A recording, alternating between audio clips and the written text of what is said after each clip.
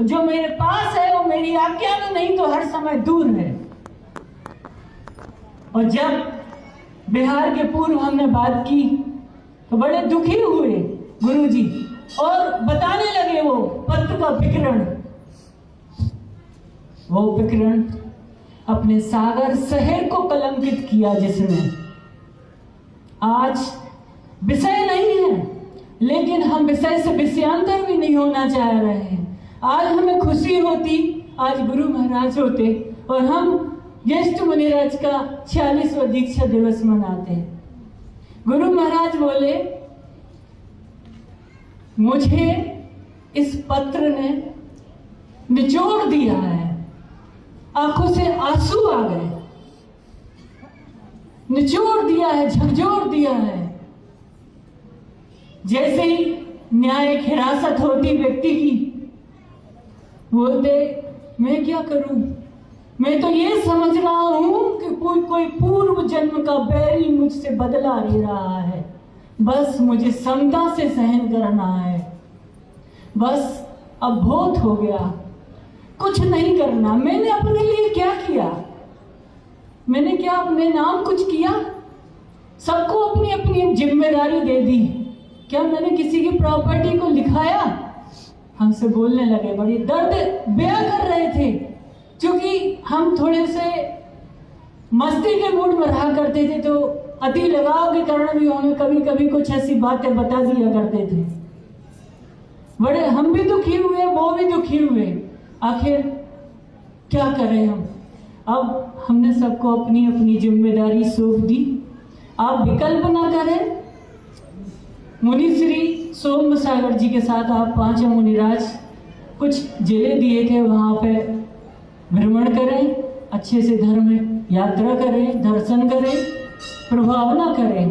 बस वही बात बोली, अप्रभावना से बचना ही सबसे बड़ी प्रभावना है। और कुछ दिन पश्चात उनका बिहार हो जाता है।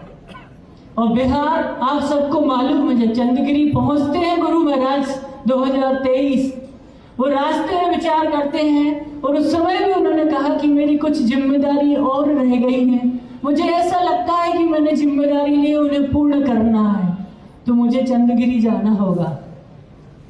बस उनका लक्ष्य था कि चंद्रगिरी और अमरकंटक के पंच कल्याणक करके हम जिम्मेदारी से फ्री हो ले। चंद्रगिरी के पंच कल्याणक तो नहीं कर पाए, लेकिन अमरकंटक के पंच कल्याणक में वो सम्मिलित होके वापिस आ गए और उनने अपना शरीर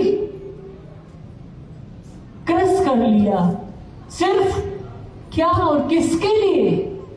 जो अपने नहीं है उनके लिए।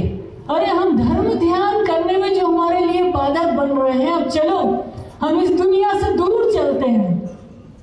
और कालांतर में सुना आप सब ने, वो आसमानी हो गए। वो ऐसे दुखद पहलू थे। हम चूंकि सागर में हमारा बहुत रहना हुआ, वो जब से यहाँ है बड़ी उधेड़ बुनों के साथ सुन रहे हैं ऐसा ऐसा ऐसा ऐसा। बड़ा दर्द होता है कि सागर जैसी समृद्ध समाज श्रावक श्रेष्ठी कहाँ ये सब कचड़े में फंस गए। सरजमीन तो उसने चुनी ललितपुर उत्तर प्रदेश, और फंडिंग करने वाला राजस्थान वासी, और उसने जमीन को चुना कौन सी? मध्य प्रदेश सागर। और उसकी क्या भनक कहां तक पहुंची? महाराष्ट्र से सिरपुर तक। और गुरुजी ने देखो क्या सब स्थान को छोड़ के कहा, एकांत में चंद्रगिरी चले गए। अंतिम समय पे, अंतिम पड़ाव पे सिर्फ बड़े महाराज जी से बोल गए कि मैं अपना सर्वस्व त्याग करता हूँ, अपने आचार्य पद का भी त्याग करता हूँ जो मेरे पास अंतिम में है, मैं निर्विकल्प होना चाहता हूँ। बस इतना ध्यान रखना, किसी से कुछ न कहना, नहीं तो मुझे बहुत अशांति हो जाएगी, मैं ठीक ढंग से अपनी समाधि भी नहीं कर पाऊंगा। हमारा अल्प समय में सिर्फ इतना ही कहना है कि उस कलंक को, उस पाप को कैसे भी धोना है। गुरु महाराज ने सागर वासियों को बहुत कुछ सौगातें दी हैं।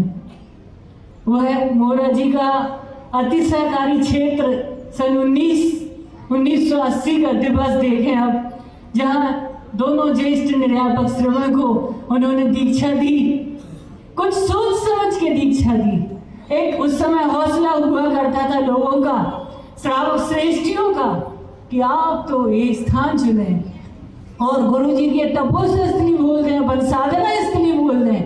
अनेक उनके चातुर्मास, ग्रीष्मकाल, शीतकाल सब उन्होंने अपनी एक कार्यस्थली बनाया, तपोस्थली बनाया।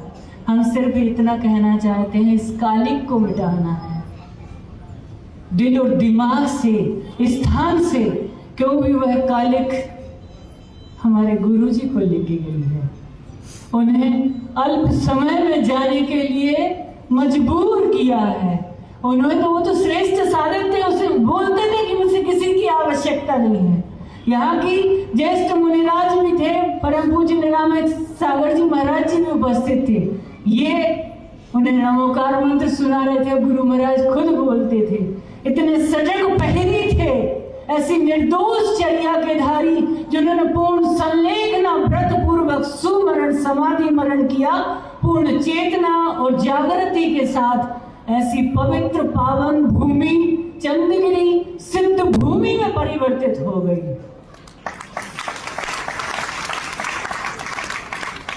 हम भी उनकी चरण सन्निधि पुनः पा सके। हमारा भी लक्ष्य यही है, ध्येय यही है कि बस ज्यादा समय ना रहे, हम भी उनकी चरण सन्निधि में पहुंच के बोल सके, गुरु जी हम भी आ गए आपके पास। बस ज्यादा ना कह